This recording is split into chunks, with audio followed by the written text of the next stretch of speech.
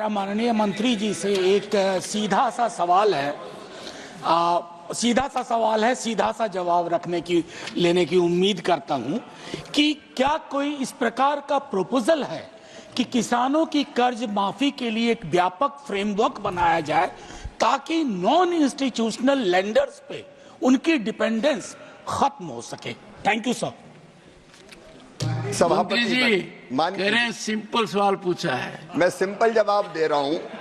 माननीय सभापति महोदय, हमारी जो योजना है, मोदी जी की सरकार बहुत दूरदर्शिता से काम करती है।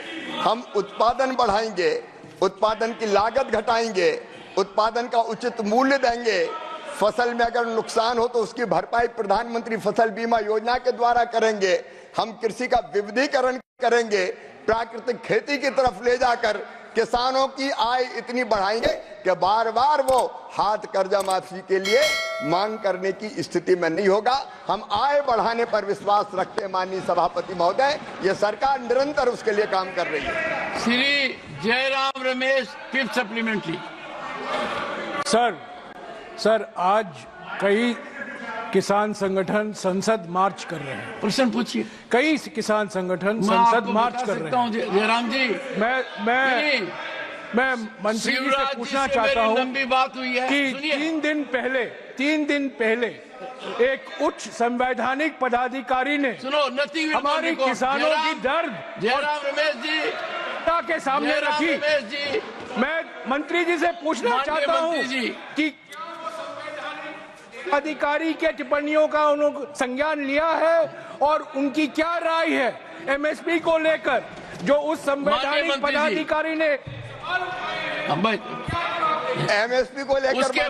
उसके पहले मैं बता दूं, माननीय मंत्री जी मेरे साथ थे, जाते समय भी थे, आते समय भी थे, और मैंने माननीय मंत्री जी के कहा और मैं आश्वस्त हुआ कि जिस आदमी की पहचान देश में लाडले के नाम से थी, वो किसान का लाडला होगा, और मैं पूरी तरह आशावान हूं।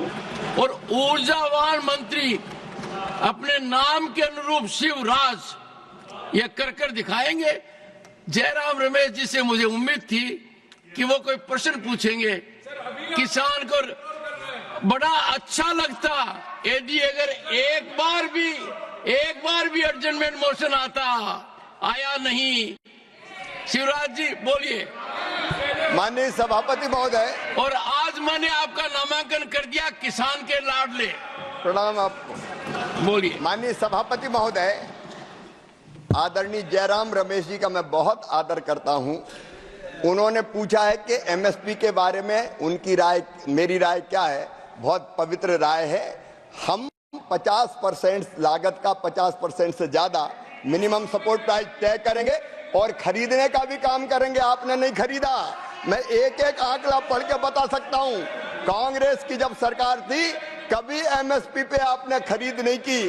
किसान खून के आंसू रोता था, लेकिन मेरे लिए किसानों की सेवा भगवान की पूजा है और यही मान के उनकी सेवा के काम में निरंतर लगे रहेंगे। एमएसपी पर किसानों को उत्पाद खरीदा है और अब भी पूरा उत्पाद खरीदेंगे, और एक दिन में 2 दिन का काम करेंगे। और आपने जो अपेक्षा व्यक्त की है, मेरी कोशिश रहेगी संपूर्ण सामर्थ्य और क्षमता झोंक के काम करके अपने किसानों की सेवा कर सके और कृषि के परिदृश्य को और बेहतर बना सके। विकसित भारत का संकल्प लिया है प्रधानमंत्री नरेंद्र मोदी जी ने, उसी का एक रोड मैप कृषि में भी हमने बना